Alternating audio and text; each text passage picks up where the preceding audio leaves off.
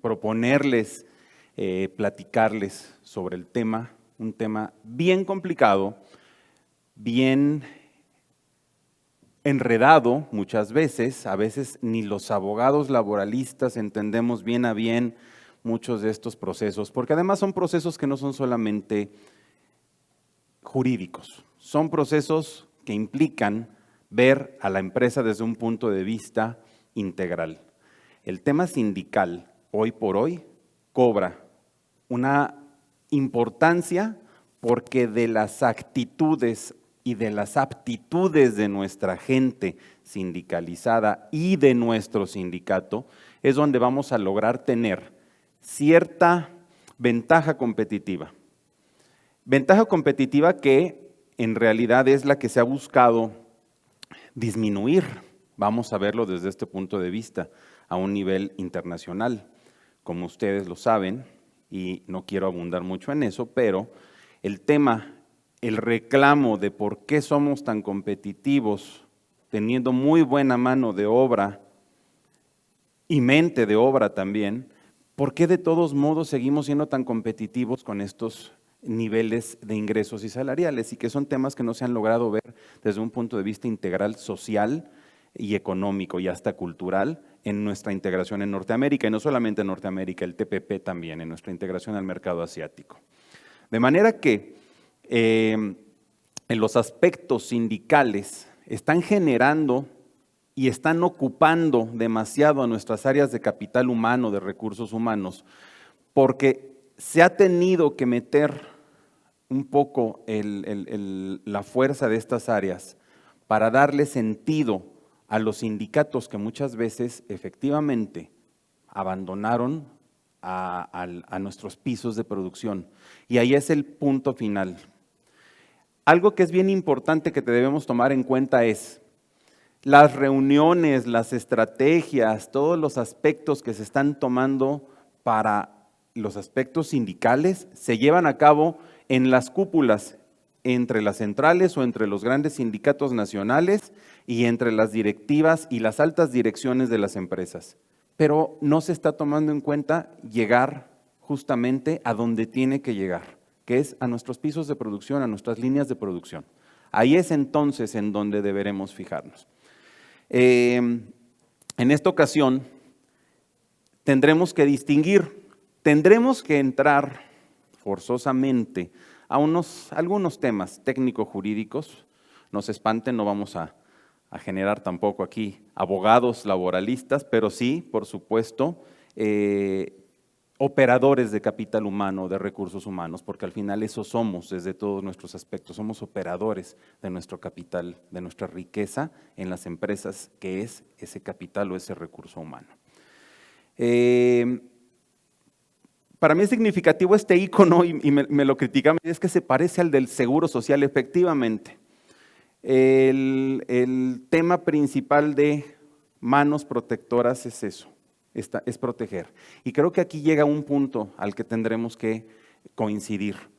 Tenemos que proteger nuestras fuentes de empleo a toda costa y con las estrategias las mejores que encontremos. ¿Cuáles son las expectativas que tenemos de esta conversación, de esta plática, de esta ponencia? Es simplemente ir desmarañando un poquito de lo que implica la reforma laboral en materia de democracia sindical y negociación colectiva. Un poco, porque de repente empezaron a surgir múltiples mitos y se malinterpretaban. Por ahí en alguna revista en el sureste publiqué un artículo que se llamaba el Convenio 98 de la OIT, Nada nuevo bajo el sol. Y se llamaba así porque realmente el convenio, sus elementos ya se aplicaban consistentemente en el sistema jurídico mexicano. ¿Qué sucedía? Que solamente los especialistas lo sabíamos. Las jurisprudencias, los criterios que se utilizaban en las juntas de conciliación, en la Secretaría del Trabajo, ya eran consistentes con el Convenio 98, aun cuando no se había ratificado en el Senado. Cuando se hace la ratificación y se le da una publicación y una publicidad inusitada, es cuando empezamos a generar ahí ciertos temas. ¿Que si podían existir 2 o más sindicatos? Siempre se ha podido. Aquel sindicato que no quiera cubrir ciertas categorías dejaba la puerta abierta para que llegase otro en la misma fuente de empleo y las ocupara. Ese tipo de cosas que de repente empezaron a generar algún tipo de mitos y de ideas a veces erróneas en el tema sindical. Y entonces yo les propongo plantearnos desde el inicio de estos minutos que voy a tener el honor de exponerles esta ponencia, ver estas preguntas. Por ejemplo, ¿qué es la legitimación de un contrato colectivo? Muchas veces no lo sabemos, empezamos a hablar de legitimación y no sabemos en realidad qué es la legitimación. ¿Qué pasa si mi sindicato no legitima el contrato colectivo? Y de repente se queda, cuando he hecho esta pregunta a operadores de capital humano, no saben. Bueno, ¿y qué pasa si tu sindicato no va a poder? ¿Sí sabes qué va a suceder? No. Y la generalidad es eso. ¿Qué va a suceder si no legitiman? Si no pueden legitimar. ¿El sindicato titular en mi empresa lleva una vida colectiva activa? Eso es lo que les decía. Podemos estar hablando con las grandes cúpulas sindicalistas, pero resulta que al nivel de nuestra producción, de nuestros pisos, plantas, líneas de producción, cadenas de producción de bienes y servicios, no estamos teniendo ese aspecto de poder bajar los beneficios de una democracia sindical. El sindicato en mi empresa capacita a sus comités o delegados, y esto es importantísimo, porque una cosa es que llegue tu sindicato y te acelera a la gente porque en ese momento el representante, el asesor le conviene y entonces compañeros y vamos y acá y vamos allá. Pero estás asesorando a tus comités, saben tiempos legales, saben oportunidades de pedir, por ejemplo, porque esos son temas bien importantes. Cuando un grupo de trabajadores no es bien capacitado y no entiende qué puede y qué no puede pedir, o como yo se los digo, inclusive cuando capacito comités, hay que entender entre puedo exigir y donde no, puedo negociar. Porque al final mi exigencia también está sujeta a un planteamiento. Lo mismo que una negociación. No demos por sentado que si está en la ley y dice tenga que aplicarse, hay veces que no nos dan las posibilidades financieras, operativas, sociales, económicas, hasta culturales. Y entonces es donde empiezas a tener la necesidad de que tu comité o tus delegados entiendan a qué estás jugando, a dónde vas como sindicato. Si no los capacitas, vas a llegar a enfrentarte sí o sí con tu contraparte, viéndolo en un extremo como contraparte a la empresa, que eso es algo que tendremos que evitar. Entonces es bien importante tener esa capacitación en los comités, poder llegar con ellos y poderles decir, insisto, sin hacer abogados laboralistas, pero que sí entiendan momentos, formas, qué pedir, qué no pedir, cómo se pide, y entonces hasta dónde puedes negociar. Esos son aspectos bien importantes. ¿El sindicato en mi empresa conoce y atiende las necesidades de los trabajadores?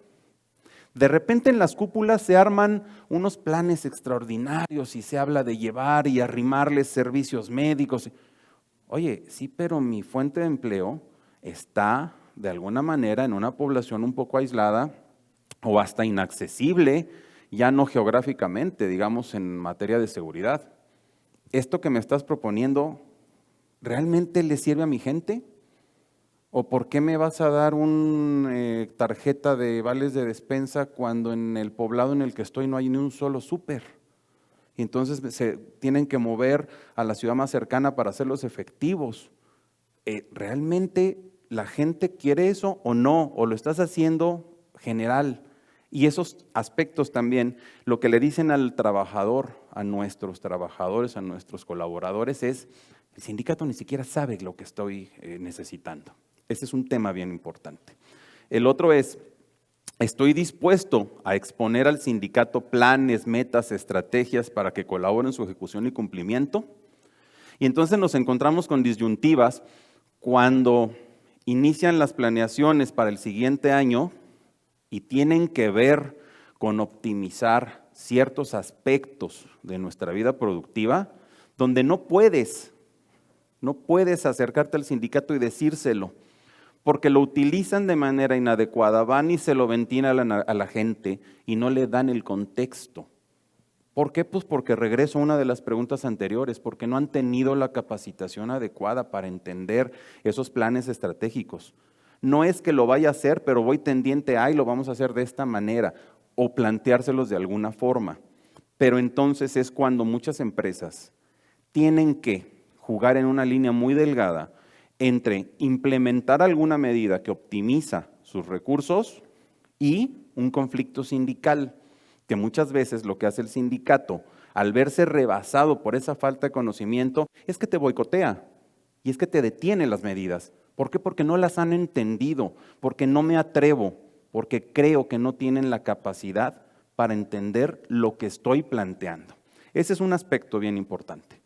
Esos sindicatos realmente son dignos de mi confianza para hacer este disclosure de información, de estrategias, o no, o ni siquiera puedo hablarles de eso porque inmediatamente lo van a bloquear. Y antes de que siquiera lo haya intentado implementar, a la gente me la van a poner en contra. Esos son aspectos que tendríamos que tomar en cuenta.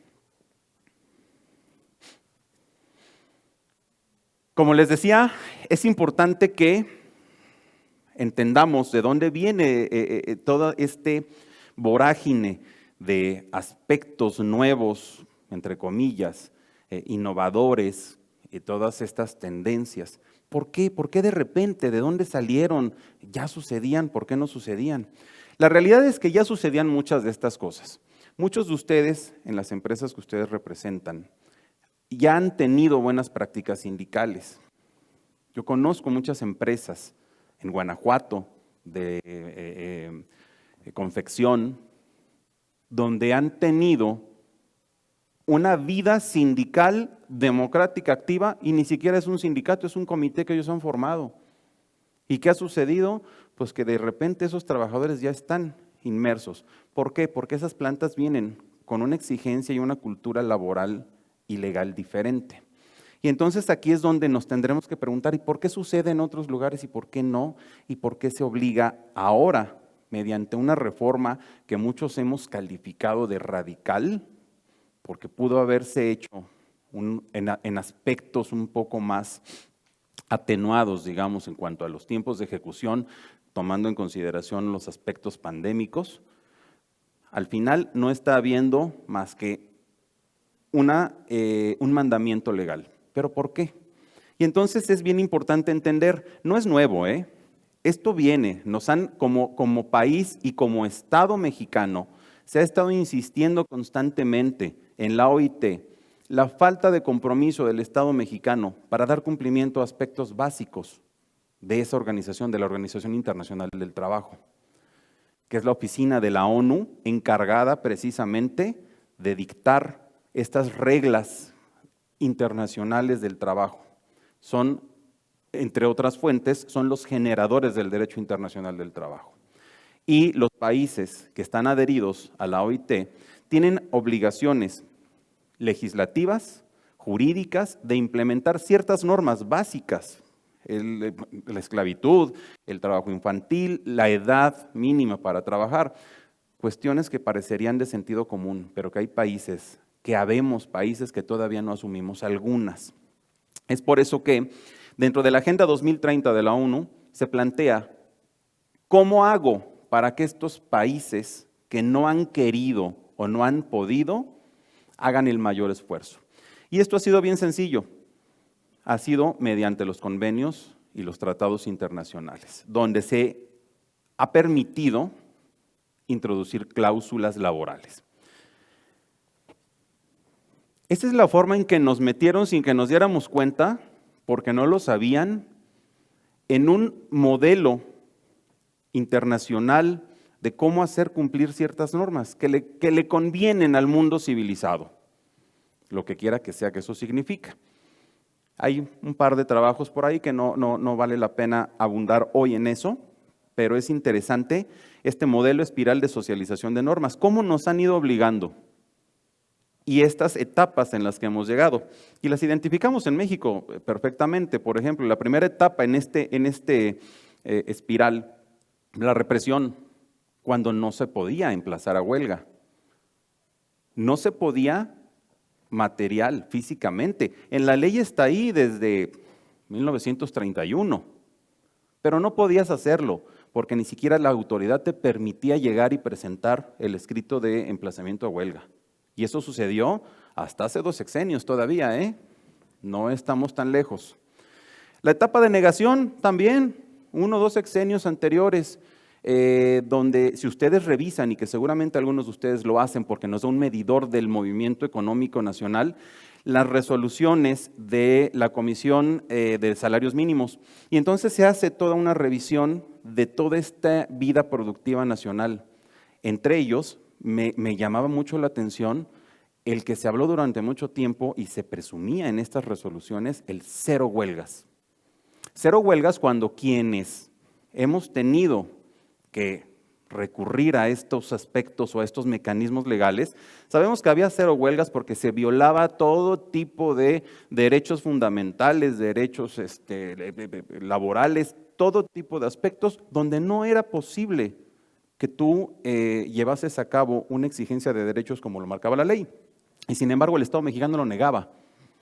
Y entonces estábamos en esa segunda etapa de negación. Insisto, no les estoy hablando de hace décadas, les estoy hablando, vámonos en temas sexenios, 1 o 2 sexenios, todavía estábamos en la etapa de negación.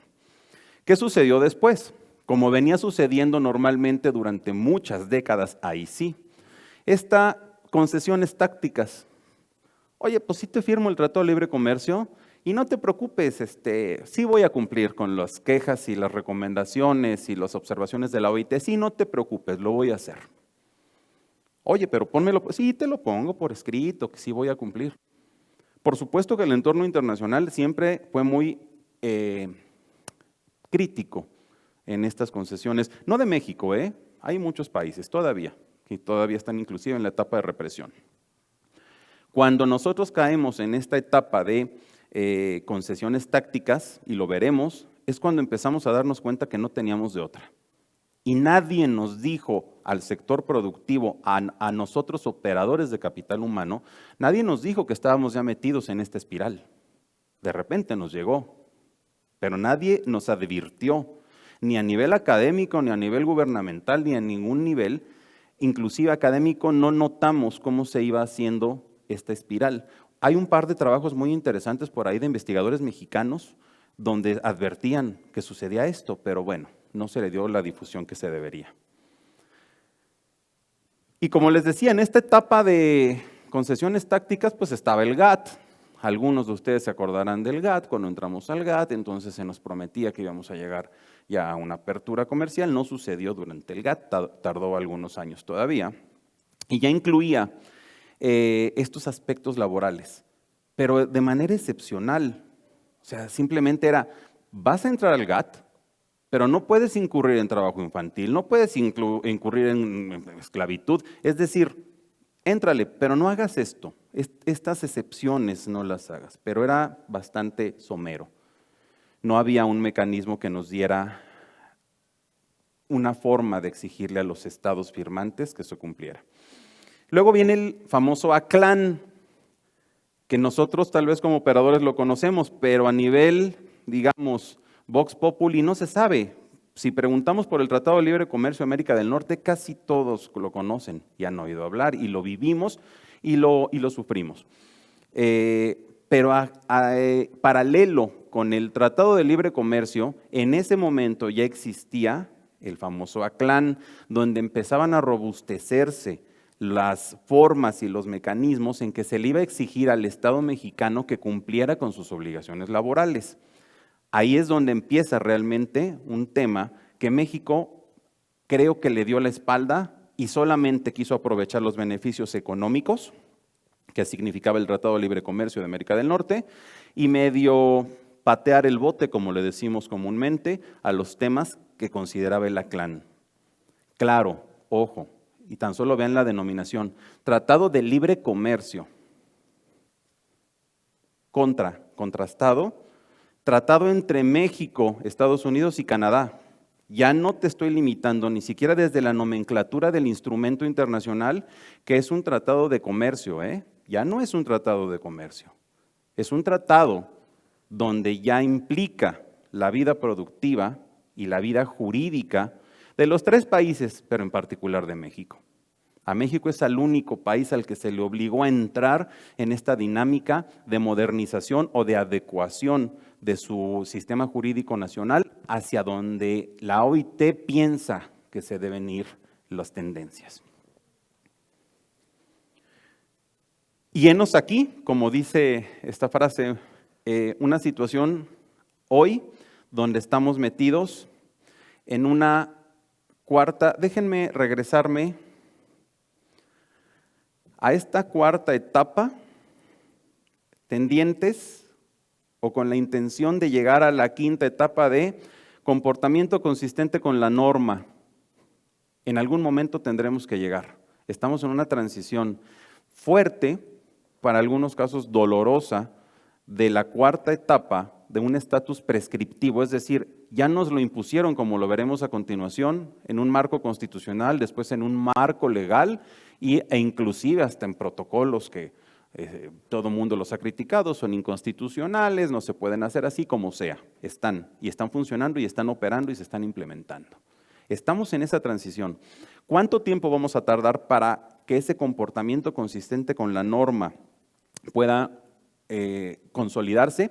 Creo que depende de nosotros, porque finalmente, si como sector productivo, como sectores empresariales, se hizo lo posible por ajustar, por adecuar a nuestras necesidades las reformas que se promulgaron y están como están, es decir, henos aquí, creo que nos corresponde como operadores de recursos humanos, de capital humano, a sindicatos, a áreas de recursos humanos, a sectores financieros de las empresas también, ese es un tema bien importante. Nos corresponde al sector productivo ahora lograr que se consolide esta quinta etapa de este modelo espiral. ¿Por qué? Porque el gobierno ya hizo, el Estado mexicano ya hizo lo que tenía que hacer, ya nos impuso. Esa resistencia que está existiendo hoy por hoy de los sindicatos, que la de los empresarios se bajó, se detuvo. ¿Por qué? Porque los empresarios son mucho más prácticos. Lo que tenemos es, no te pongas enfrente de un grupo de caballos, de una estampida, corres junto con la estampida y esa es la mejor forma de hacer llevadero ese problema o esa cuestión. Creo que la parte empresarial así lo asumió. Los sindicatos todavía son quienes están no oponiendo, se están resistiendo un poco porque tienen ciertos problemas para implementar lo que hoy en día está en el estatus prescriptivo.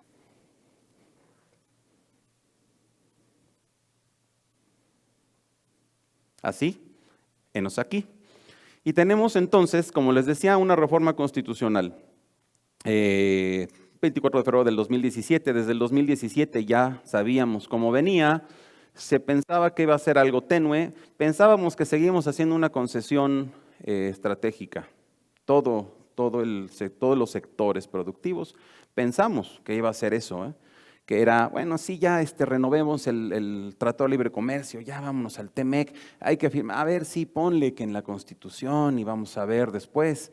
Como hay tantas disposiciones en la Constitución, hay muchas disposiciones que no se implementan, que no hay simplemente la voluntad política de llevar a cabo. Así pensamos que iba a ser. No es raro. La Guardia Nacional que hoy conocemos no es la que decía la Constitución, era una Guardia Nacional como la de los Estados Unidos, una reserva del ejército, de gente a lo mejor un poco más grande que los activos, por ejemplo. O está la famosa cédula de identidad, que sabemos que por cuestiones prácticas para el sistema partidario, no se implementa nuestra cédula de identidad como la tienen muchos países. Chile, la famosa RUT, para todo te piden su RUT, la RUT. Y como eso, muchos países que tienen una cédula de identidad diferente a la cédula para votar. Como eso, hay muchas disposiciones en la Constitución y todos pensamos que estas disposiciones iban a ser igual, es decir, una concesión táctica que quedaría en, pues no letra muerta, pero letra que está ahí, pero está pendiente por implementarse. No la puedo llevar a cabo porque no tengo una legislación secundaria y pues el Congreso traen un tiradero y no quieren legislar y pues ¿cómo le voy a hacer? No tengo el marco jurídico. A eso pensamos que iba a llegar. Error. No nos dimos cuenta o nadie nos advirtió que en esta ocasión esta etapa iba en serio. Derivado de ello, por supuesto, viene con fecha bastante representativa, 1 de mayo del 19, viene la promulgación de la reforma. Y una reforma donde muchos pensaron que era buena, que era mala. Si nos preguntan a los abogados y a los que en algunas ocasiones litigamos, estamos en el foro, pues pensamos que a la parte patronal le quitaron defensas valiosísimas, la negación de la relación laboral, varias cosas. ¿Cómo se modifica todos los aspectos de implementación, de impartición de justicia laboral? Tiene sus temas.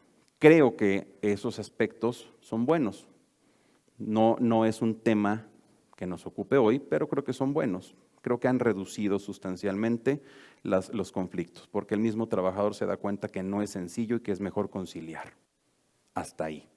Pero lo que sí entonces nos damos cuenta y nos cae pues como balde de agua fría, es cuando vienen los momentos de analizar las consultas y toda una serie de consultas que vienen en la Ley Federal del Trabajo, reformada con esta fecha.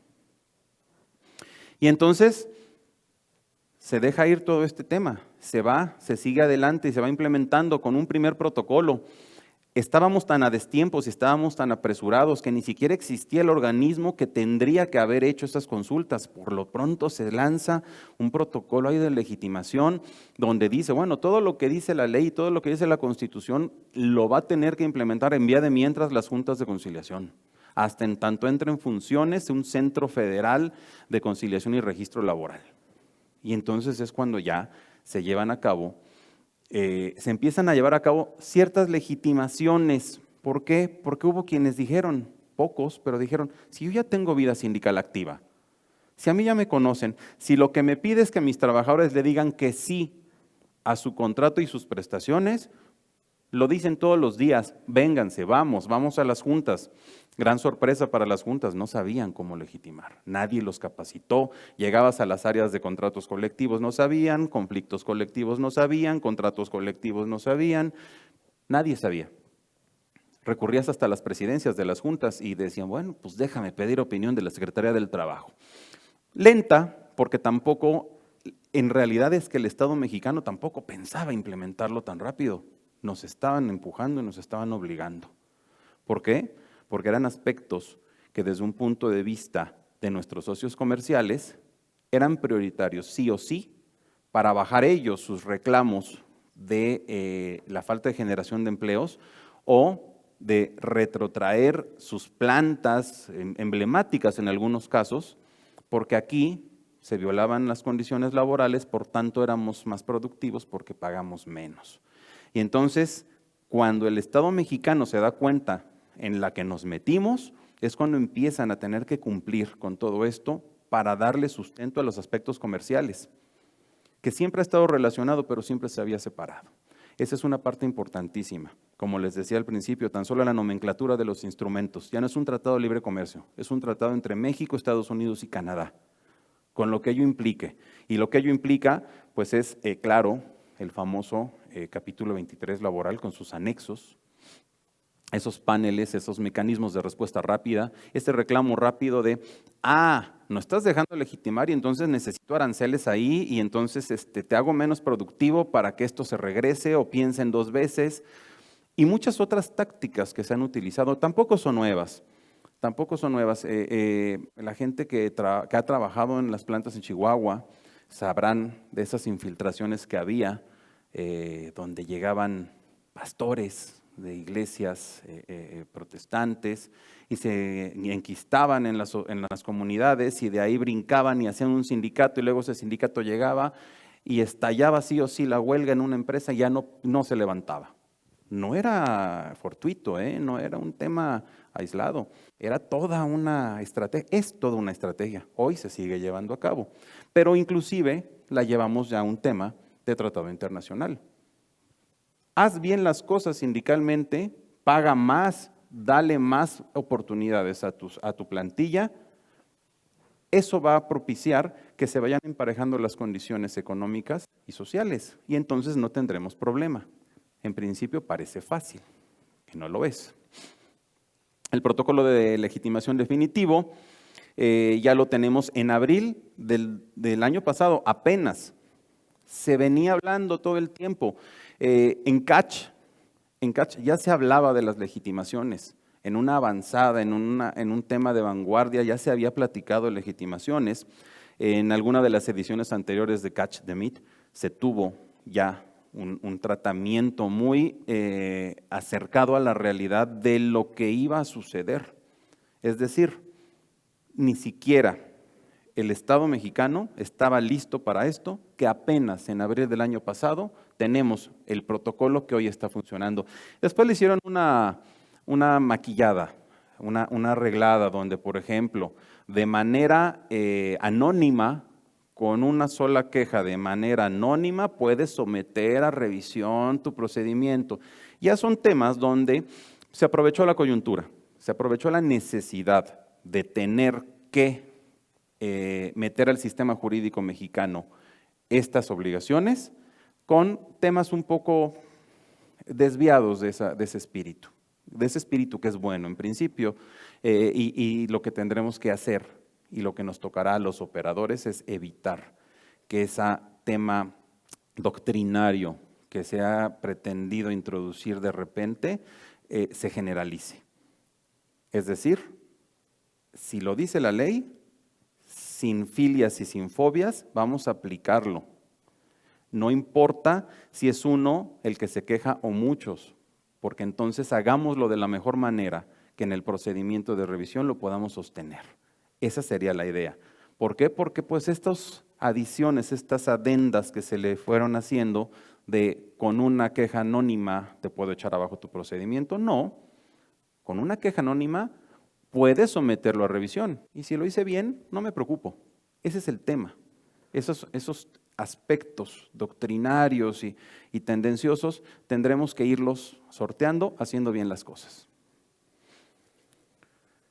¿Cuál es el término para legitimar?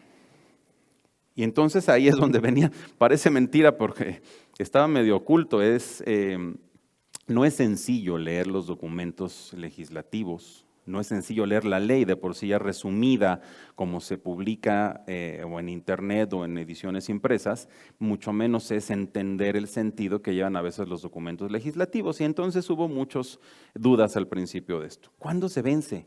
¿Es en el 23? ¿Es en el 24? ¿Es el 30 de abril o es el 1 de mayo? Bueno, para mí el vencimiento es el 1 de mayo del 2023.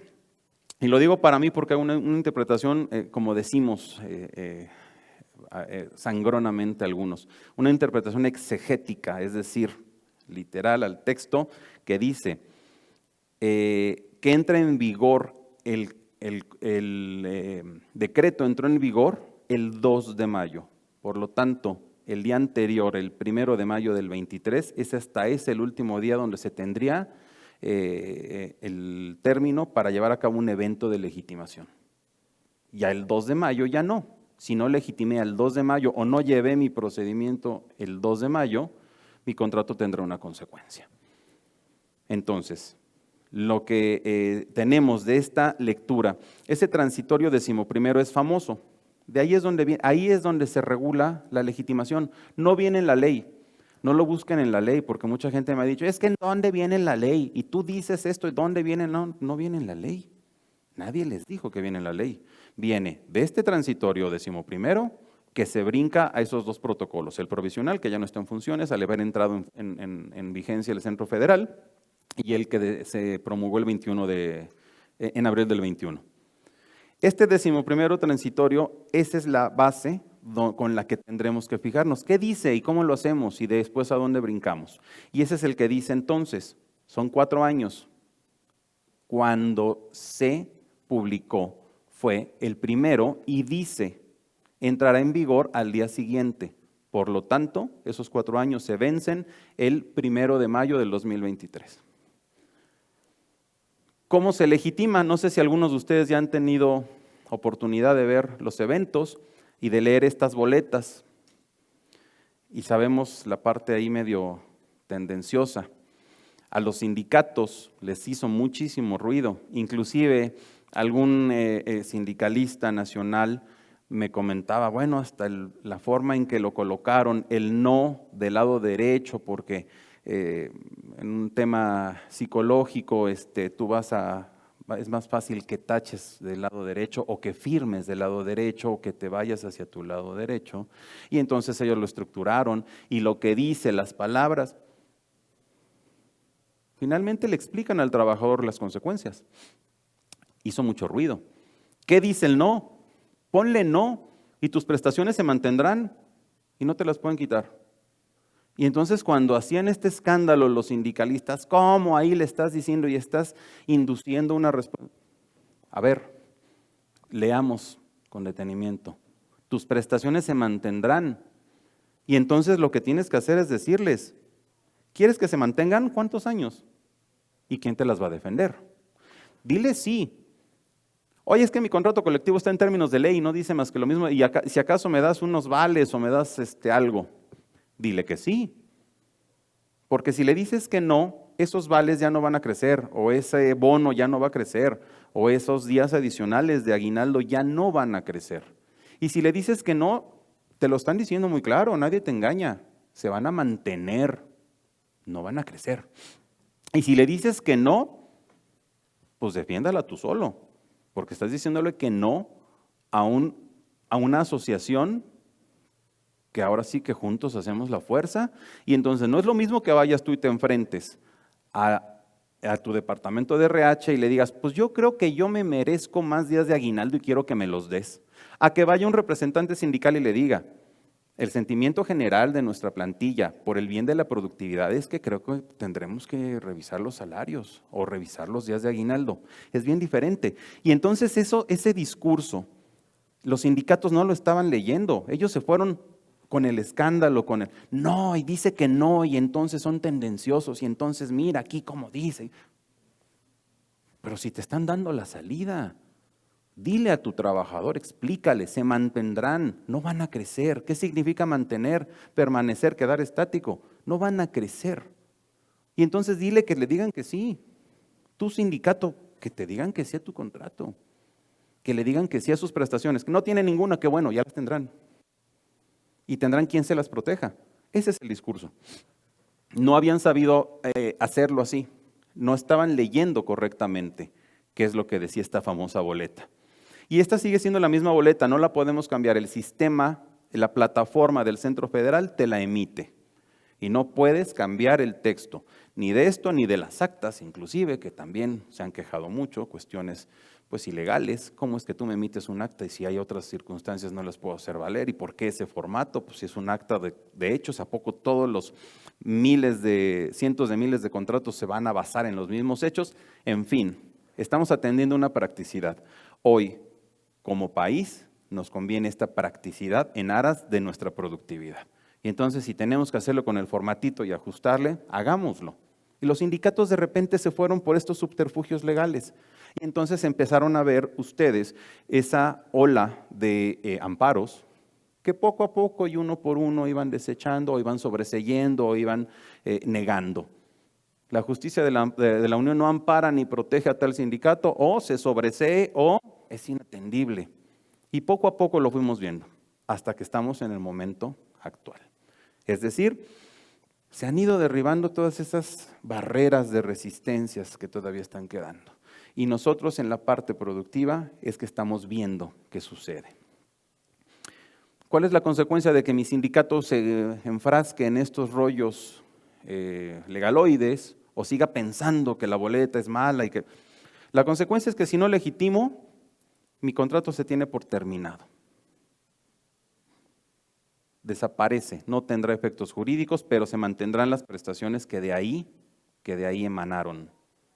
Se mantienen porque además no es un tema legislativo, Es un tema de principios de derechos humanos, laborales, donde no es posible que se haya adquirido un derecho y de repente me digas que ya no, aunque el instrumento mediante el cual se instituyó ya no exista, porque eso no va a existir.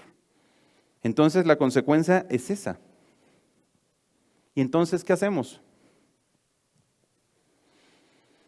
Es bien importante identificar que los sindicatos no es un solo tipo, Es como las sociedades. Hay sociedades anónimas de capital variable, hay sociedades reguladas por el mercado la ley de mercado de valores, sociedades anónimas de promotoras de inversión, etcétera. Como eso, hay varios sindicatos y cada uno tiene sus pequeños rasgos. Gremiales, su nombre lo dice todo. El sindicato de panaderos, de tranviarios, de recolectores de basura, de cada gremio podría hacerlo. De empresa, que es el que nos ocupa hoy, formado por trabajadores que prestan sus servicios en una misma empresa. Trabajadores, todos, cualquiera que preste servicio en esa empresa. El presupuesto, el supuesto para que yo pueda pertenecer a un sindicato de empresa es trabajar en esa empresa. No me dice si soy administrativo, operativo, no me lo dice. Simplemente con el hecho de que yo sea trabajador. Y después están los que son los más comunes que conocemos y las empresas que ustedes representan seguramente es con quien tienen mayor trato. Los industriales y los nacionales de industria. Esta última figura de oficios varios tuvo su repunte, parecía que ya no existían y de repente llegaron en estas últimas fechas de implementación extorsiones muy fuertes por sindicatos de oficios varios porque eran otorgados por los gobiernos estatales.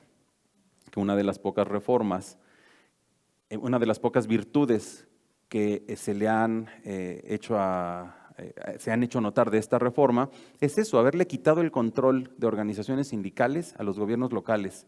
Se otorgaban registros sindicales dependiendo de quién llegaba y a quién nombraba como presidente o secretario del trabajo de cuál estado, y entonces se repartían como las notarías, eran como regalos a los allegados, y ese tema, esos aspectos de evitar que nuestras fuentes de empleo fuesen extorsionadas por momentos políticos, por estos sindicatos de oficios varios, creo que fue un gran logro de esta reforma. Todo se centraliza, todo se va al centro federal, todos los aspectos de registro sindical se volvieron de materia federal y eso nos quita, y ustedes lo sentirán después, o sus áreas legales se los dirán, nos quita un gran peso.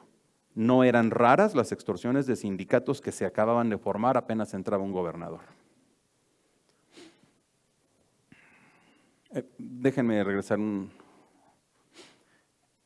Hago hincapié, los sindicatos de empresa, el supuesto o su clasificación en la ley no me distingue que sean, y lo pongo por eso, unos pocos administrativos que pueden tener el mismo peso que muchos operativos. Es bien importante que lo tengamos en cuenta. Los administrativos pueden formar parte de los sindicatos de empresa, como pueden formar parte de cualquier sindicato. Creo que erróneamente le hemos denominado a esas categorías a veces de confianza. Y cuando los abogados les dicen, es que no es de confianza y empieza el dime y direte con el azar, es que si es de confianza, tendremos que recurrir muy sencillo. ¿Cuáles son? ¿Quiénes son los trabajadores de confianza? Nada más para entender qué no podemos incluir o a quién sí podríamos considerar en la formación de un sindicato de empresa. Y el artículo 9 de la Ley Federal de Trabajo es muy clara, Dirección, inspección, vigilancia y fiscalización de carácter general. Y no tomen por vigilancia como muchas veces me ha sucedido esos debates interminables. El vigilante No, vigilancia se refiere a una figura, por ejemplo, pues ya un poco que tiene que modernizarse, pero es como la del comisario de la sociedad, como ese contralor. No es el vigilante de la entrada. Porque muchas veces es que los de vigilancia no son sindicalizables y lo dice la ley en el artículo 9, pues entonces no sabemos leer la ley. Ese es un tema. Entonces, quedando claro esta parte, los trabajadores de confianza que no pueden formar parte de los sindicatos de los demás, tampoco la ley les prohíbe formar parte de un sindicato. Simplemente que tendrá que ser un sindicato específico y especial de trabajadores de confianza. de directores generales, de contralores generales. Ese tipo de personal ese es el de confianza. O el chofer del director o el ayudante personal del director, que esos son los personales que sí tienen esa cercanía con el patrón. Pero no dice que no puedan formar parte del sindicato. Eso es bien importante que se tome en cuenta para cualquier estrategia que se pueda desarrollar. No consideres solamente como sindicalizarles a tu personal operativo.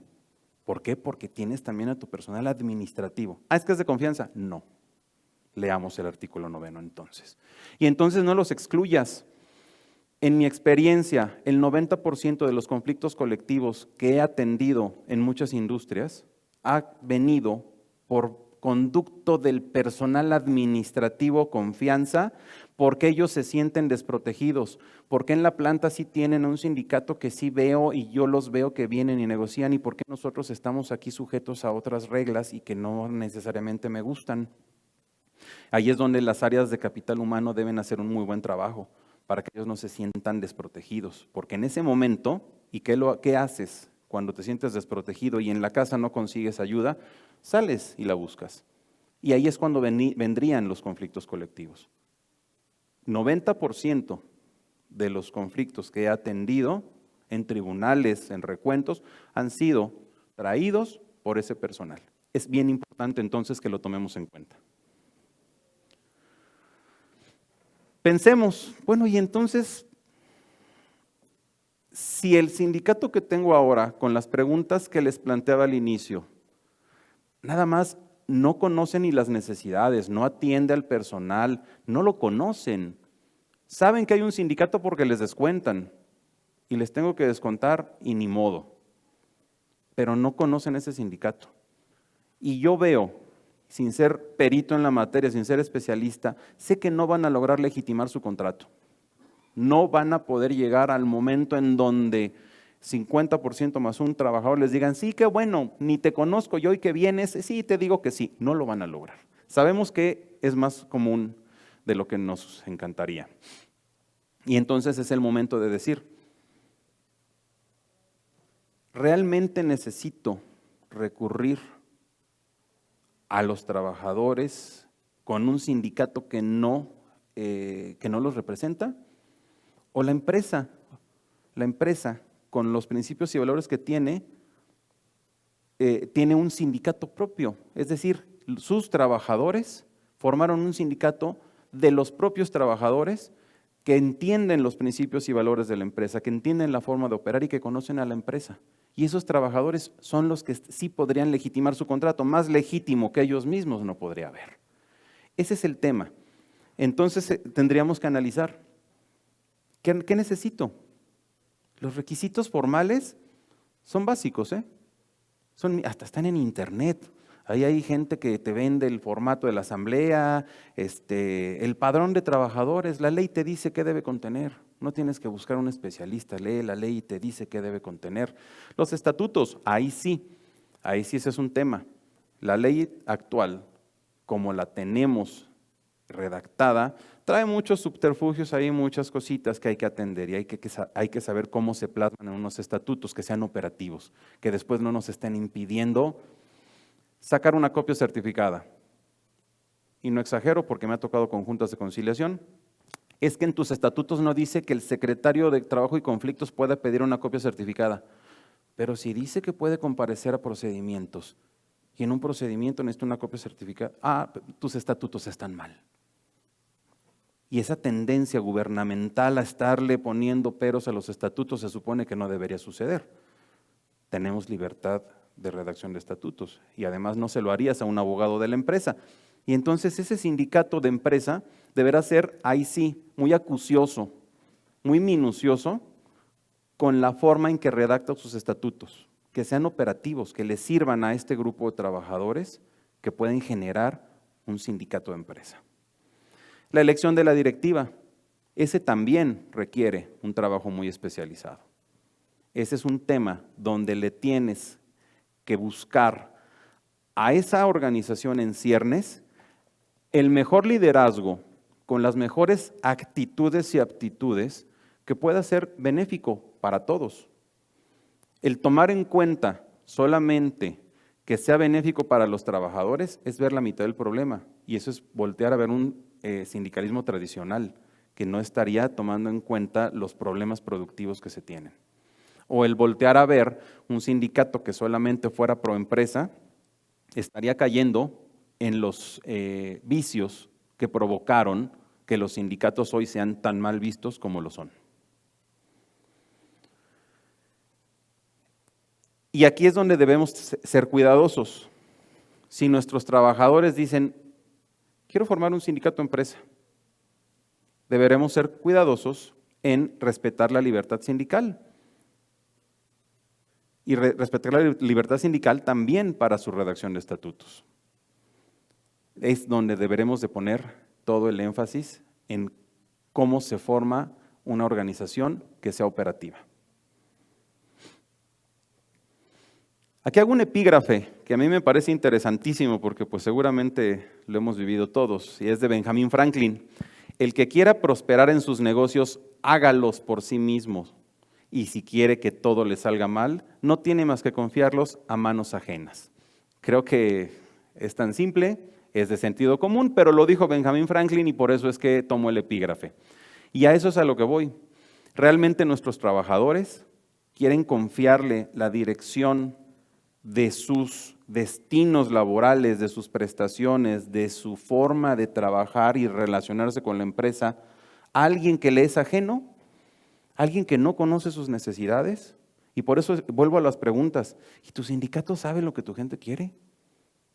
Cuando les das vales de despensa, pero no hay un solo súper en la entidad, en la comunidad. ¿Sabe tu sindicato? Y entonces estás poniendo tus negocios como trabajador, los estás poniendo en manos de alguien que ni te conoce ni sabe qué quieres. Por supuesto que va destinado a que nada salga bien. Por eso ese epígrafe lo tomo y me encantó ahí. El diseño de los estatutos y todos estos aspectos tienen que ser formas en las que se debe contener algo, que es la tarea más importante, ubicar quiénes son esos liderazgos para esos sindicatos, que esos trabajadores en su empresa deciden que son los adecuados para representarlos. Y ahí es donde se necesita ayuda, y ayuda profesional, y ustedes lo saben, la ubicación de los liderazgos, los tipos de liderazgos. ¿Cómo demonios le voy a hacer para que una persona que ya conoce las virtudes, las formas de operar, los aspectos más benéficos hacia una vida productiva, se lo comunique a los demás? ¿Y cómo hacemos para que esa organización sindical vaya destinada al éxito, teniendo a trabajadores sabiendo que sus prestaciones a lo mejor no son las mejores, ojo, no se trata de que estés dando las mejores prestaciones, se trata de que el sindicato garantice que serán las mejores que se pueden otorgar en ese momento en esa empresa. Muchos te dicen, es que el salario mínimo subió 22%, qué bueno, tú no ganas salario mínimo. Preocúpate cuando ganes salario mínimo, porque entonces o la empresa está haciendo algo mal o tu sindicato no te ha representado. Pero que el 22% que tú obtienes por salario mínimo no es lo mismo que tengas un 7%. Y entonces ese comité o ese delegado o ese secretario general de un sindicato de empresa es el que va a decirte, vamos a pedir un 7.5 porque si la inflación fue 7%, no nos quedemos abajo. Y no podemos pedir 15% porque es irreal. Y si quieres pedir si quieres recibir algo serio, pide algo serio. Ese tipo de liderazgos son los que se tienen que buscar. ¿Quién de los trabajadores de entre ellos localizan a ese líder que es el idóneo para llevar a una organización en ciernes para que todos los trabajadores de esa empresa se sientan representados, se sientan confiados en que lo que se les dio es lo mejor que se pudo dar? Esa es una parte bien importante. Obviamente, sabemos que conlleva aspectos técnicos importantes de observaciones, de búsquedas, de entrevistas, implica un trabajo, cierto trabajo. Creo que esa es la parte más importante a la que deberemos considerar, porque lo demás son aspectos técnico-jurídicos. Lo demás cualquiera lo hace. Los operadores de capital humano, como nosotros, somos los que entendemos la complejidad de sacar entre esas filas a un líder. Y lo hacemos todos los días. ¿Cómo sacamos a nuestros líderes en las celdas de producción? Esos trabajos son los que tendrá que hacer ese grupo de trabajadores en un sindicato de empresa. Y por supuesto, como se los decía al principio, capacitación constante. El aspecto de la capacitación, y lo sabemos, ustedes son especialistas, ustedes son quienes aplican esto y lo ven en el resultado. El moldear esas mentes, dirigirlas hacia un bien común, esa es la parte del éxito. En nuestras empresas, en nuestras organizaciones sindicales, hasta en nuestras casas.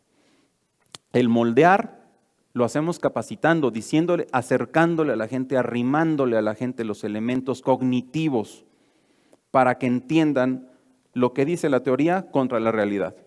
Y entonces a esa realidad, ¿qué tengo que aplicarle para que sea lo mejor para un fin común?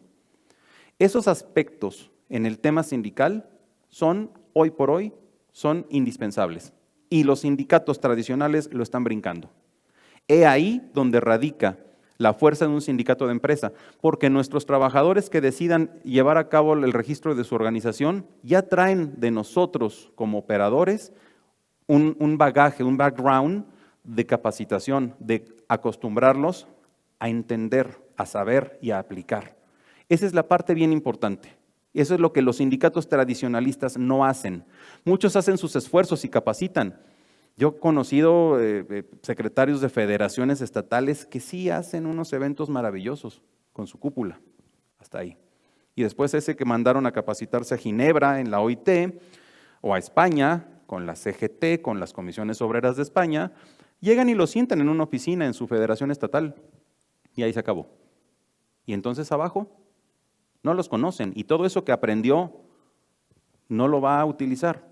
Aquí es donde tendremos que poner nosotros, como operadores, esa parte de entender y comunicar lo esencial que es una capacitación. Porque entonces los trabajadores o la organización en ciernes tendrá que allegarse de un muy buen capacitador para que le indique qué y cómo hacerlo. Esa es una parte fundamental. Ya existe un sindicato de empresa. ¿Qué sigue? Ya lo registré, ya hice toda esa parte formal. Quienes conocen la plataforma de registro es un viacrucis, como lo fue la del REPSE, que seguramente algunos de ustedes la vivieron, pues es lo mismo, o peor. Ya tengo mi registro, ya lo cumplí, ya lo registré, ya me pusieron mil observaciones, ilegales, por ciento, pues es un paradigma ahí, creas una plataforma para evitar violaciones a la ley, pero cuando pides los criterios de la plataforma estás pidiendo ilegalidades. Y eso nos pasó también con el REPSE, insisto. En fin. Un sindicato con personalidad reconocida ante el Centro Federal de Conciliación y Registro Laboral puede solicitar la firma del contrato, incluso por la vía de huelga, porque de repente mucha gente lo confunde. Una cosa es tener un sindicato, es decir, ya tengo una empresa, ahora tráeme los clientes para que le venda lo que produzco en mi empresa. Y es lo mismo, ya tengo un sindicato. Mi materia de trabajo, es decir, mi razón de ser es un contrato colectivo. ¿A quién se lo pido? Evidentemente un sindicato de empresas se lo tendrá que pedir a su empresa. Somos tus trabajadores o la gran mayoría de tus trabajadores que a ti empresa te estamos pidiendo la firma de un contrato colectivo para establecer, mejorar y participar en las negociaciones para nuestras prestaciones. ¿Cómo lo hago? Así, tal cual se los digo, o por la vía de huelga. Las dos formas son válidas. Por supuesto que la huelga es la figura jurídica más espantosa del sistema jurídico mexicano. Quienes la han vivido, lo sabemos, nadie gana. Es un tema de verdad que tendremos que alejarnos lo más posible. Y una de las formas de alejarnos de una figura tal es con un sindicato bien capacitado y con un sindicato representativo. El sindicato que no tiene más remedio o más elemento que emplazarte a huelga es porque ya no sabe hacer nada más. Ese es lo último que le queda, si no es que lo primero, muchos de ellos. Y algunos de ustedes habrán sufrido esos sindicatos que lo primero que se les ocurre para ablandarte es emplazarte a huelga. Esos son temas de los que nos debemos alejar y donde esas organizaciones, estos sindicatos de empresa, bien capacitados, deberán mantenerse al margen y lo más alejado posible, aunque la ley parece mentira. Si ustedes leen la ley con detenimiento, parece que te obliga y te orilla y te empuja hacia que emplaces a huelga. No es necesario. Una buena negociación colectiva te debe alejar de esto, con un buen sindicato, con un buen comité ejecutivo capacitado. Ese es el tema que deberemos también tomar en cuenta. ¿Cómo firmamos? Ya tengo mi sindicato de empresa. Firme el contrato colectivo. Negocia un muy buen contrato colectivo. Déjale claro a este sindicato de empresa que estamos yendo hacia el mismo lugar.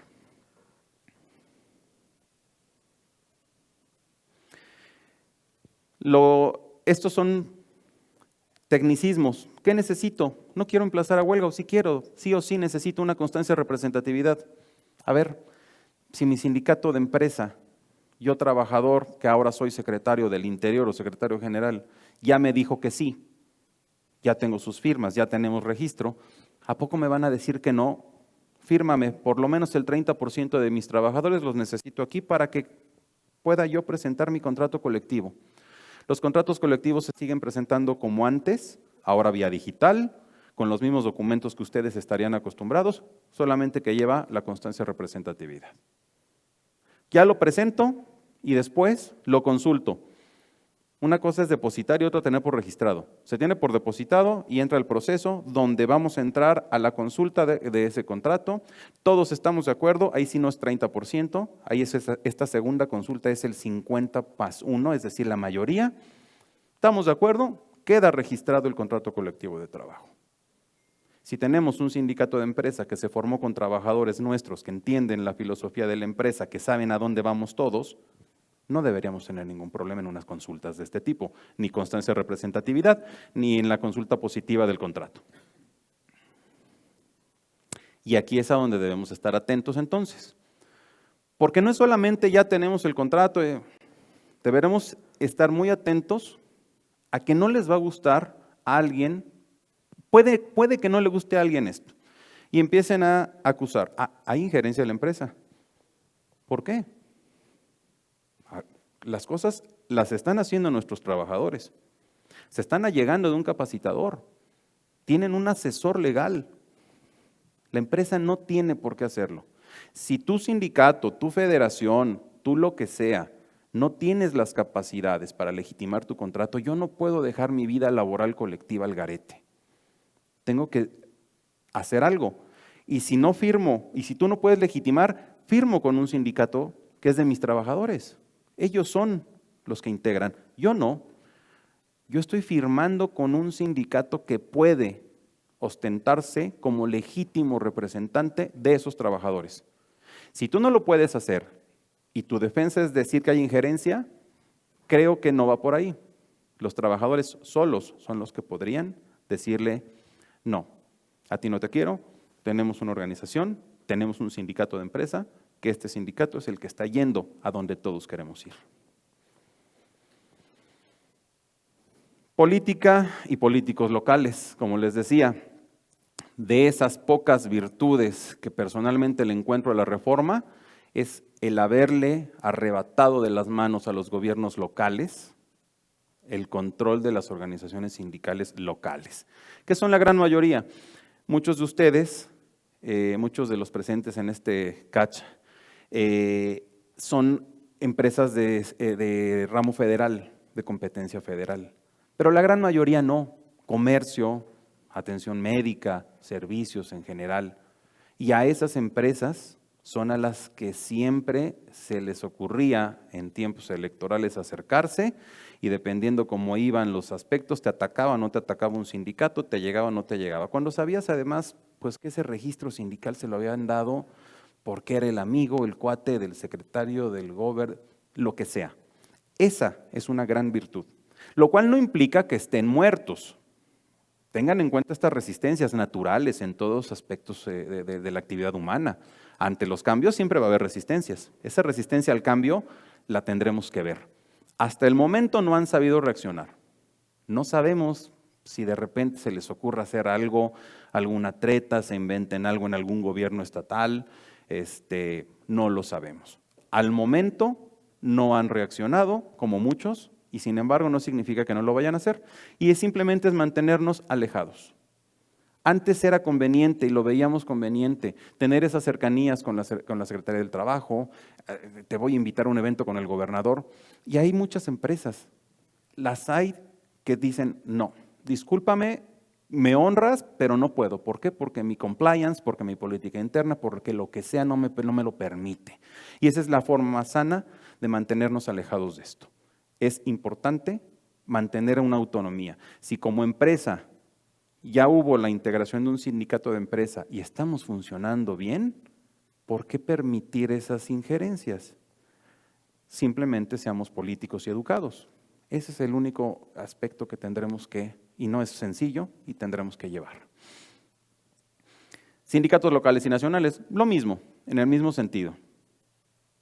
A ver, sindicato local, no pudiste legitimar. Me estoy dando cuenta que no vas a poder. Oye, ya es 15 de abril del 2023 y no has ni siquiera subido a la plataforma el anuncio de tu evento, no lo vas a hacer. No vas a poder, ya es jurídica y materialmente imposible. No te preocupes. Fíjate que hay un sindicato que me está pidiendo la firma y pues el día que se venza tu contrato, voy a tener que firmar con ese sindicato. ¿Qué va a implicar entonces? Mantenernos alejados de esos sindicatos. Se van a acercar, se están acercando, seguramente ustedes lo tienen. De repente los sindicatos, quienes deberían haber llevado estos procesos, están esperando a que los operadores de capital humano de parte de la empresa les digan qué hacer, cómo hacerlo, o les faciliten todo. E inclusive me ha tocado ver casos en una legitimación que salió bien, pero en esa legitimación el sindicato llegó y exigió que se pagaran todos los gastos y toda una serie de eventos, y el sindicato le exigió a la empresa que se hiciera. La empresa, en aras de sacar bien la consulta, el evento, lo hizo, pero yo lo critico. Si tu sindicato lo único que hace es voltear a verte para que tú hagas todo, ¿y entonces qué están haciendo? Y luego, ese cortoplacismo que lo analizamos también.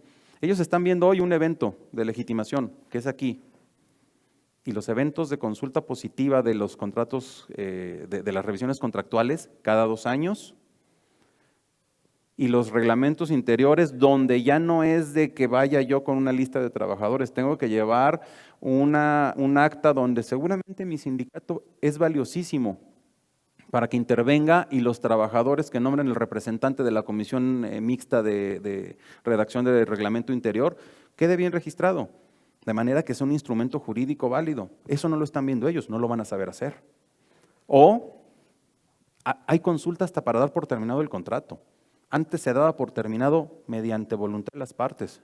Y ahora el artículo 400 dice sí, pero además de la voluntad de las partes, con el voto favorable de la mayoría de los trabajadores. Si no, sindicato, estás obligado a quedarte.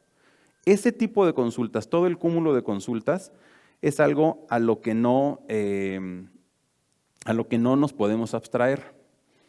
Por eso es que de repente, en una operación política más fina con las empresas, vienen los secretarios de federaciones y confederaciones inclusive.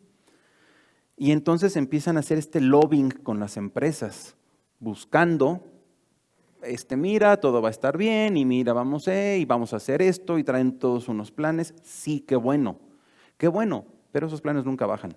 Vienen y te lo dicen como empresa. Claramente te lo dan para que lo implementes tú como empresa. Y esos son aspectos que no van a funcionar.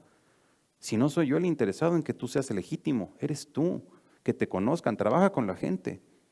Trabaja en piso, en línea, en los módulos, trabaja con ellos. Por más que las empresas tengan la intención de apoyar a sus organizaciones sindicales, que muchas veces son de años, si ellos no hacen su trabajo, no van a legitimar sus contratos. Y va a ser tiempo valiosísimo que tiraron a la basura. Con las confederaciones, tampoco es malo, Y tal vez algunos de ustedes, si tienen sindicato de empresa, ha habido acercamientos, inclusive hasta se afilian a ciertas confederaciones. Y el hecho de estar afiliado no significa que vengas y te metas en mi vida interna, simplemente porque política u operativamente me conviene y entonces me afilio. O porque si lo que quieres es la cuota y eso es lo único que te interesa, va. De un punto de vista pragmático, si todo lo que quieres es dinero, bueno, ahí está tu cuota. Sí, pertenezco, pero no me estés anunciando. ¿Qué sé yo? En estos aspectos, cada empresa y cada experiencia es diferente. Y los pensamientos de los secretarios de federaciones y confederaciones y de los mismos sindicatos siguen siendo tradicionalistas. Sigue siendo un choque empresa-sindicato. Ellos no están viendo un sindicalismo moderno, vamos juntos hacia algo. Ese es el aspecto que tendremos que mantener siempre en mente cuando, si de repente resulta que mi sindicato de empresa, mi secretario me dice, oye, voy a sentarme con el secretario de la Federación Estatal. ¿Ok? Solamente no comprometas tu organización porque comprometes a la empresa. Ese es algo bien importante. Igual es capacitación. Lo que ya les decía, la legitimación es una especie del género consultas. Ese cortoplacismo que lo decíamos, ¿no? Esos sindicatos profesionales donde solamente están buscando hoy su legitimación. Este es un pequeño listado de lo que les decía. Esas especies de consultas. Todas son consultas. La más grave, por ejemplo, es el recuento, porque esa se reviste de un aspecto judicial. Judicial porque ya no hay juntas, son tribunales. Entonces ya es una prueba judicial. Sigue siendo una consulta. Y entonces, de lo que les he expuesto, considero que aquí la llave del éxito, como dice el pequeño ícono, es capacitación, capacitación, capacitación. En la medida que capacitemos adecuadamente a nuestros trabajadores, que si ellos determinan la formación de un sindicato de empresa, estén bien capacitados, ellos se alleguen de un capacitador y de un asesor legal para hacer su registro y después se allegan de esa capacitación también para operar con nosotros, vamos a tener éxito. Va a ser un comité sindical de un sindicato, de unos trabajadores que entienden a dónde van, que no están pidiendo por pedir, que hacen propio la meta, los proyectos de la empresa, porque saben que de ahí depende el mejoramiento de sus condiciones y de sus prestaciones. Por eso es que esa es la parte sine qua non del éxito para este tipo de proyectos, es la capacitación, como en muchos que ustedes viven día con día. Actualización constante, lo mismo. Estos eventos, este catch es una parte importante, saber qué estamos haciendo todos, el espíritu con el que se llevan a cabo estos eventos en catch es el que debería permear en todas las industrias y en todas las organizaciones, porque estamos compartiendo experiencias, estamos sabiendo qué sucede, estamos diciendo a dónde queremos ir como país. Al final tengan en cuenta lo que les decía, en las etapas de esta espiral de implementación, al final nosotros como operadores somos quienes vamos a lograr que se queden arraigadas y se queden como un tema natural, como no pasarte el alto. Es así de sencillo, eso es a lo que busca este sistema espiral que les planteaba al principio. Y algo bien importante, con un sindicato de empresa o con cualquiera, si no tenemos un mecanismo adecuado de atención de esas quejas o esos acercamientos del sindicato, no va a servir de nada. Nuevamente, es capacitación ahora de nuestras áreas específicamente, ya de recursos humanos, capital humano, tener a alguien capacitado desde el punto de vista legal, operativo y hasta, vamos a decirlo, conductual con los sindicatos, de cómo los atiendes, qué les dices y qué les das y qué no les das. Porque yo ahora mismo estoy involucrado en procesos de arranque de vida sindical, con muy buena respuesta hacia el sindicato, muy buena respuesta. Los sindicatos que hemos asesorado han jalado muy bien y se ha hecho la implementación correcta. Todo se detiene cuando tienes ya un cúmulo de, vamos a llamarle cuestiones, no quejas. Desde, oye, no entiendo mi recibo. Es que la de nóminas pertenece al área de finanzas y no a capital humano. ¿Y? Velo con ellos.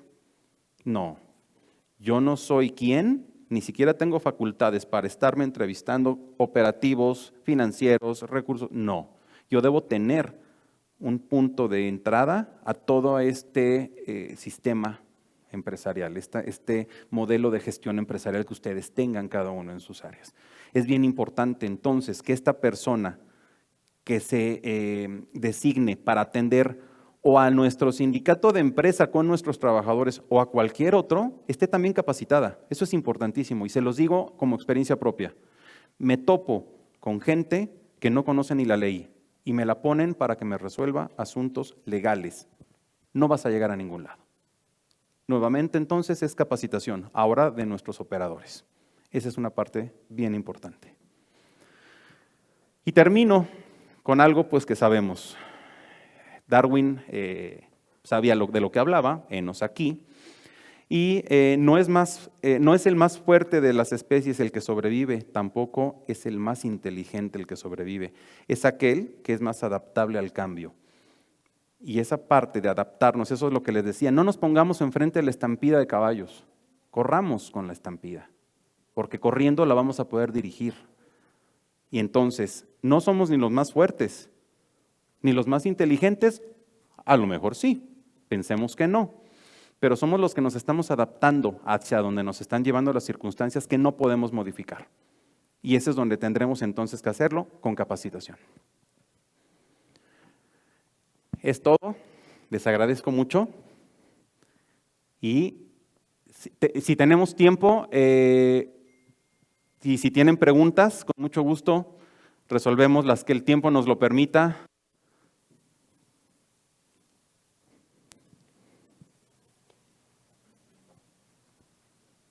Se abre el micrófono, si gustan levantar sus manos, por ahí también las personas que están en línea, si nos pueden hacer favor, por aquí tenemos los dispositivos listos para hacer llegar las preguntas.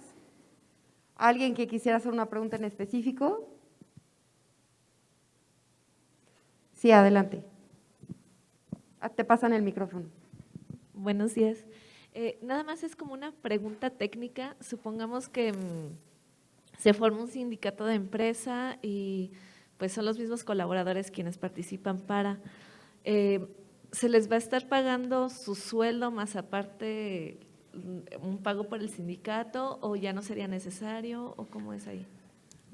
Ahí separamos. Esa es una cosa son sus prestaciones que tienen como trabajadores, como colaboradores, y la vida sindical como se decida.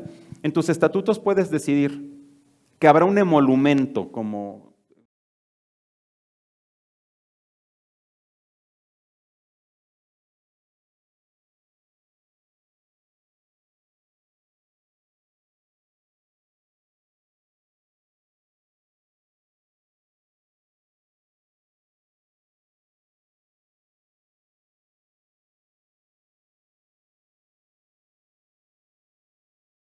integra sus prestaciones, tiene una carga adicional, que es representarnos a todos, de manera que todos decidimos que sí es merecedor a este emolumento, a esta prestación, que no se la da la empresa, insisto, se la da el sindicato. Por eso es bien importante hacer las cosas correctas, que lo que les decía.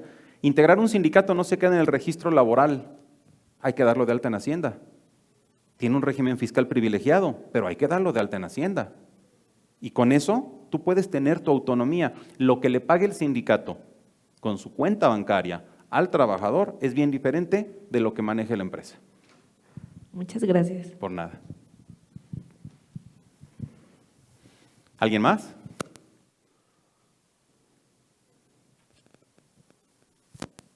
Bueno, sé que es un tema especializado, sé que es un tema que a veces sale de sus cotidianidades y de los aspectos que a lo mejor se han planteado. Pero también esa es la idea, dejarles sembrar esta posibilidad y decirles que en Catch estamos viendo, como se los decía, ya había habido un acercamiento previo inclusive a que se aprobara la reforma. Lo estamos viendo, estamos entendiendo qué es lo que vamos a necesitar. De manera que si de todos modos hoy no hay preguntas, saldrán y estamos a sus órdenes. Por favor, háganos llegar las preguntas, las responderemos. Adelante. Digo, yo más que una pregunta, es nada más compartirles, nosotros ya hicimos la legitimación, en la empresa. Este año hicimos revisión de contrato y como dices, o sea, no es una parte de que pues haya un lugar en donde podamos encontrar por escrito todas las indicaciones de cómo se hace. Lo vamos lo vamos descubriendo en el camino, ¿no? Ahorita lo que nos comentas de qué es lo que sigue, capacitarnos y darle seguimiento a este proceso, la verdad es que nos sirve mucho porque realmente, te digo, no está escrito en ningún lado, lo vamos descubriendo conforme lo vamos llevando a cabo. Entonces, la verdad es que, pues, gracias por la información y que tengan buen día. Gracias, con gusto. Sí, es la idea es capacitar y estamos nosotros a disposición porque los sindicatos no lo están entendiendo. Y entonces hay veces que si ya tienes legitimado tu contrato, si tu consulta de tu revisión contractual salió bien, qué bueno, van por un muy buen camino.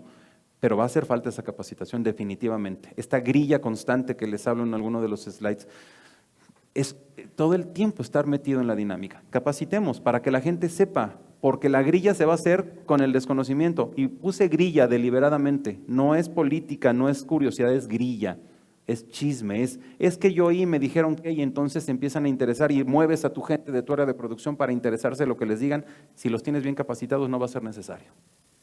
Gracias. Muchas gracias. Todas las personas que se encuentran en la modalidad de virtual, agradecemos que utilicen el chat para compartirnos todas sus dudas y preguntas. Si no hay preguntas, por lo pronto, como bien dice Carlos, agradecemos que nos las puedan hacer llegar al equipo de Catch. Hay una ya.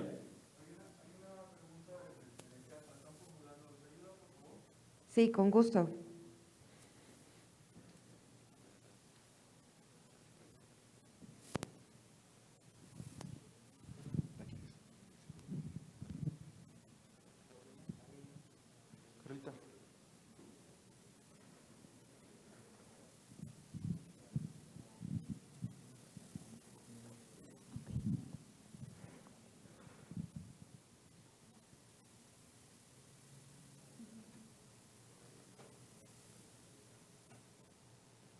Todavía está formulando.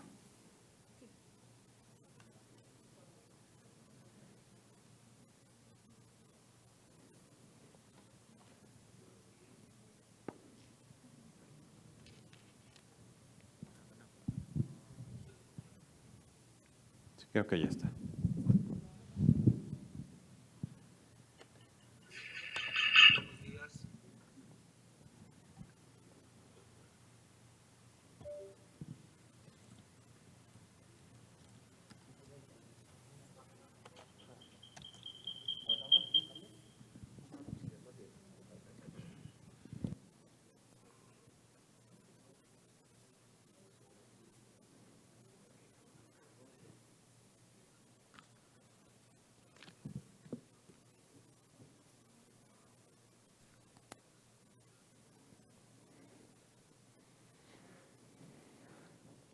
No se está escuchando la pregunta.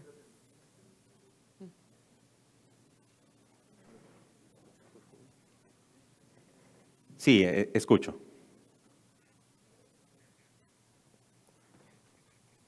Gracias.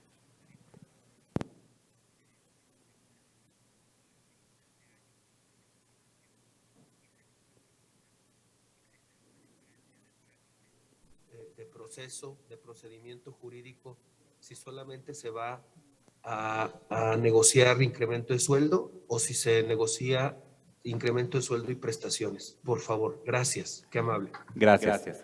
La primera respuesta a la primera es, este año no está supeditado. Tengan en cuenta, se vence el término para legitimar y por tanto deja de existir ese contrato hasta el 1 de mayo del 2023. ¿Qué quiere decir? Que este año lo que revisemos todavía lo estamos haciendo con una entidad jurídica que existe, es decir, con una organización que tiene personalidad jurídica todavía.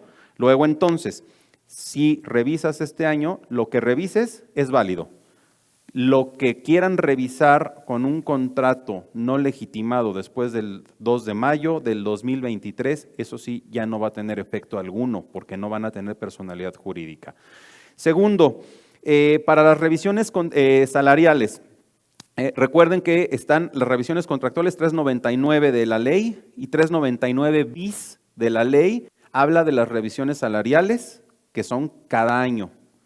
Esas revisiones no requieren consulta, la ley no las determina y es muy clara. Cada 2 años, cuando toque la revisión del contrato en su parte integral, se consultará.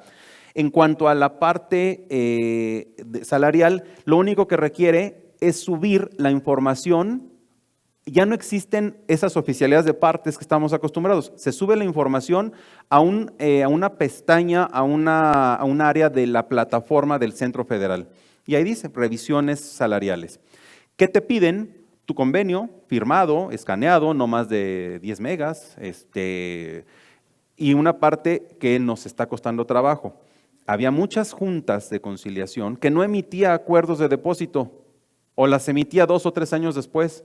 Hoy esa plataforma, esta pequeña apartado que se refiere a la revisión salarial, que es la pregunta específica, te pide que le subas el escaneo del acuerdo, del último acuerdo o de algún acuerdo. También en acercamiento que hemos tenido con el Centro Federal nos dicen, bueno, dame cualquier cosa que me dé certeza que ese es tu número de expediente. Estamos en ciernes.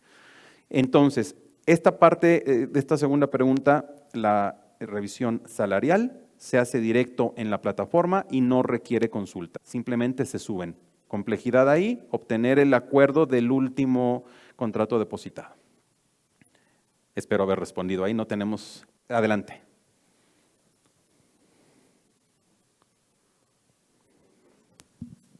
Sí, buenos días. Hola. ¿Dónde pueden empezar a capacitarse mis trabajadores para empezar a formar el sindicato? ¿Dónde Pues, se les pueden mandar? Te puedo recomendar una firma que se llama Catch. Es allegarte del mejor capacitador.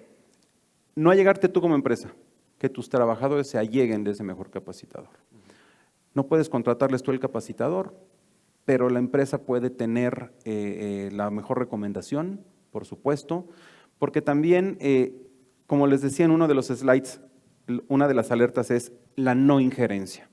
No provoquemos actos de injerencia, lo cual no significa que no colabores con tus trabajadores, porque si un trabajador hoy, y lo veíamos con la presentación que hacía Rodrigo en el tema de Salvador, si un trabajador hoy necesita educación financiera, se la allegas, se la acercas. ¿Por qué? Porque en esa medida vas a tener un trabajador más tranquilo y más productivo.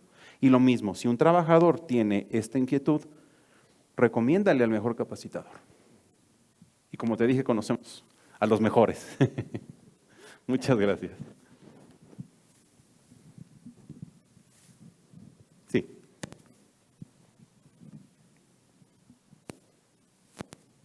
Buenos días. Hola, buenos días. Mi pregunta es, cuando hacemos la legitimación o la consulta, si da algún beneficio el que lleves tú tu notario o que te lo exija tanto el sindicato o esa parte, no exigencia, sino de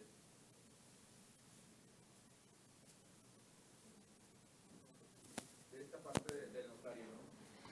Sí. A ver, la ley te da la alternativa. ¿Quieres anunciar tu evento en la plataforma y te asignaremos a alguien que no queda muy claro? Porque ya me tocó un evento donde se me encimó Secretaría del Trabajo con Centro Federal y entre ellos tuvieron su discusión, ¿Qué me obligó? Que inmediatamente trajeron a un notario. Porque lo que sea que esté pasando aquí, sí necesito que se dé fe de una manera imparcial. Raro, y no sé si se esté volviendo algún tema ahí de coto de poder entre los organismos, entre la Secretaría como parte del gobierno federal y el órgano autónomo independiente que es el centro. Yo te diría que valores las circunstancias. Si estás en un tema, en un sector, vamos a llamarle vulnerable, prioritario, estás sintiendo, ¿qué pasó en YEM? Que desde antes ya anunciábamos, hay injerencia y hay dineros de sindicatos canadienses. Y hay dineros de sindicatos gringos. Y lo anunciaba la academia, ¿no? Y decían, oigan, a ver, levantamos la... Si empiezas a sentir que algo está pasando, lleva a tu notario. Porque la experiencia de GM creo que nos sirvió de mucho. Sabemos que de repente no va a haber necesariamente imparcialidad. Y hubo por ahí cuestiones tendenciosas, y hubo cosas que están en los medios, que son del dominio público. No las decimos en catch, sí las retomamos como experiencia. Si tú ves que estás en algún escenario donde valga la pena mejor dejar constancia, llévalo. Si estás y te das cuenta desde que te asignan a los inspectores. Por ejemplo, en este evento que les hablo, las dos abogadas que nos asignaron, muy, muy participativas. Nos ayudaron mucho, nos aclararon muchas dudas. Cuando llegó la Secretaría del Trabajo, se pusieron ellas así, porque no sabían quién los había llamado. Y cuando llegó el notario, se pusieron peor. Puede ser que el notario sea un tema donde te quite esa buena. Pero es, como lo decía la compañera, es un tema que vas viendo, cada momento vas viendo si te conviene o no llevar un notario. Muchos sindicatos lo están haciendo. ¿Por qué? No le tienen nada de confianza a la imparcialidad que se está ofreciendo en el centro. Pero yo he tenido la experiencia de que están siendo justos. Muy bien, tenemos espacio para una última pregunta. No sé si aquí en los presentes o si en línea tenemos ya algún batch de preguntas. Si me pueden confirmar nada más. Si no hay ninguna otra duda y si en línea no tenemos ninguna pregunta, gracias. Acá están levantando la mano de que hay una pregunta en línea.